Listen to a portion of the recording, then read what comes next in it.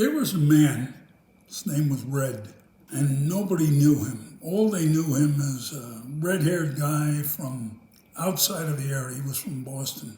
And he got into the packaging business, cartons, cardboard boxes. And he had one truck. This is the kind of creativity of things that I learned from men who were older, smarter, had more wisdom than I have and possibly will ever have. Some of the things that I hope I can impart and share with you. He had a truck. He used to go to New York and deliver whatever the produce was in that truck. And on the way coming back, he'd bring the box back or the cartons back to the people. So one day he got the bright idea, I don't know where, it was before me.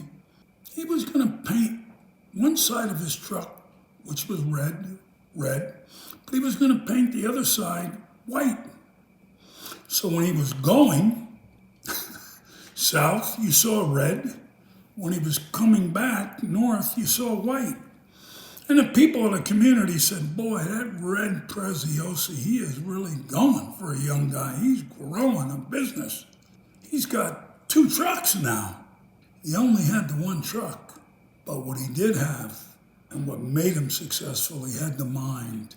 He had the thought. He had the process to think and make it reality. And he said, if I do this, maybe, just maybe, people might think. And they did. They thought he was growing. They thought he was getting bigger. They were either envious, jealous, I have no idea. But he made them talk. As my father would always say, when people talk about you, good or bad, remember this, son.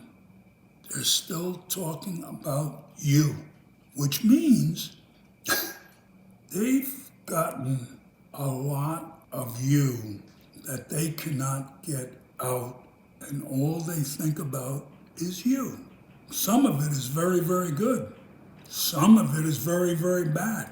But his thought process in the end was no matter what, they're still talking about you.